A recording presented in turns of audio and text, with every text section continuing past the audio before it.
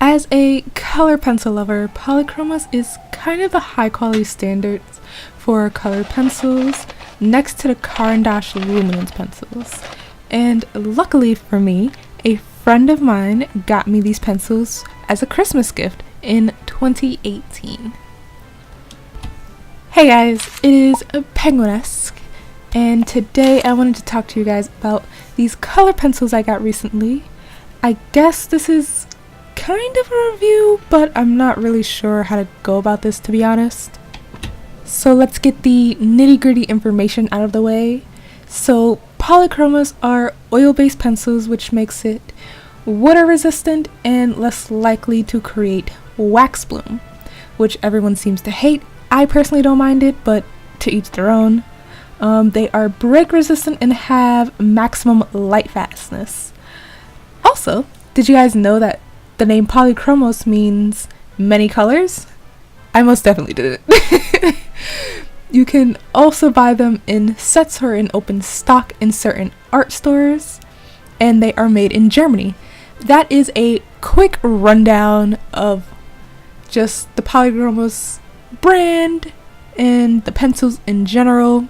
You can also find it on their website, and I think it's on the back of the box. Now that the introduction of the pencils is out of the way, I wanted to talk to you guys about the pros and cons of these pencils. I feel like just looking at the pencils and showing them to you and doing some swatches here or there and not actually doing art with them would be a waste of your time. And showing them in action is really what shows you the strength of these pencils. And luckily for you guys, I did 3 to 4 pieces of art using these pencils. Before I start telling you my, pros and cons, I wanted to tell you that these videos are from past live streams on Twitch. So if you don't follow me on Twitch, please go follow me on Twitch, because that is where these are coming from, and my Twitch will be down in the description below. When I used these Polychormos pencils, they kind of exceeded my expectations. They layered amazingly, and when I burnished my work, which means I pressed really hard on the paper, it didn't feel like I was losing half of my pencil or the texture of my paper when I was doing it. I had a very light hand with these pencils because I didn't want to press down to get crazy color, and when I used my Prismacolors, I tend to press down hard, and then I can't do as many layers as I want, but these just kept going. These pencils hold a point really well, which means you can get into tiny edges and make fine lines because the lead is so strong in the barrel of the pencil it doesn't break as easy, which means I can spend more time blending and layering my colors, and I am comparing them always to my Prismacolors because my Prismacolors are my babies and I've used them for such a long time, and I feel like I kind of know the ins and outs of my Prismacolors, so that's kind of like an easy comparison for me. But Lord knows how much I dislike when Prismacolors get super dull when I work on an area and can get super fine lines with them. They're always kind of fuzzy if you're trying to do like line art, so I don't particularly do line art in Prismacolor Premier pencils, but I do them either in Verithin or Scholars, which is a different sub-brand within Prismacolor. So if you guys were looking for a slightly cheaper alternative to Polychormos for doing like your line art and stuff like that, I highly suggest like the Scholars. But back to our Polychormos pros and cons. As good as these pencils are, I do have some dislikes. Most, if not all, of my dislikes have to do with the colors of the pencils, not how they perform, because they do a great job. So first of all, skin tone who? Like, guys, I kid you not. There is a light, medium, and dark flesh, and they're all fucking pink.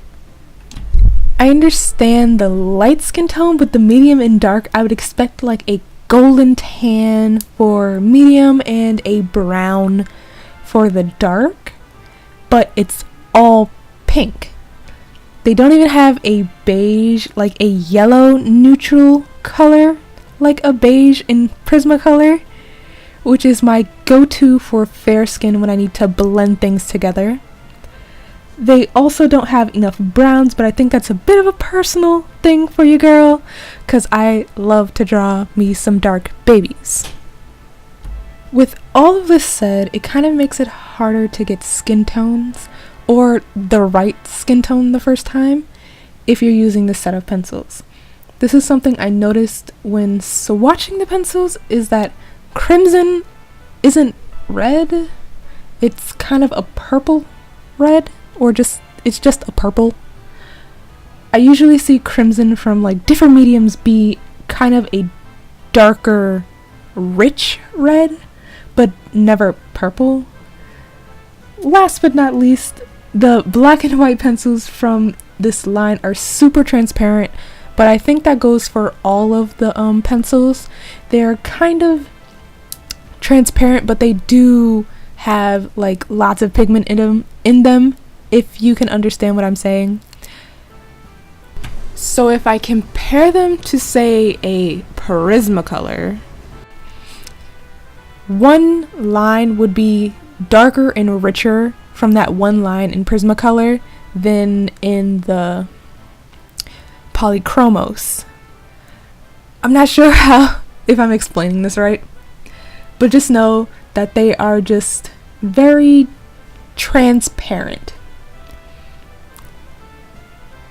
Which, if you're looking for a bright white for your art for highlights and stuff, this is not the way to go. These are just small things I noticed and didn't really like. These things won't stop me from using the pencils personally, but I noticed this when I first got these pencils, and it's nothing to write home about. It's just really small things because I'm nitpicky, and you know, your girl loves some brown pencils. So that is it for my pros and cons of these Polychormos pencils.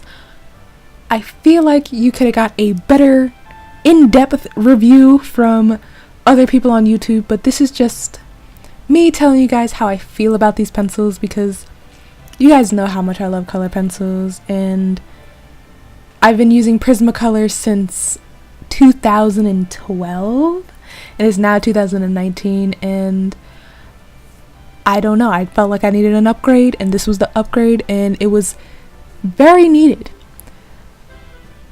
And if you wanted to know, I have started to mix my Polychormos with my Prismacolors in drawings, and they work amazing together, so don't feel like you need to like throw away your other color pencils if you get a new set of color pencils, if they work together.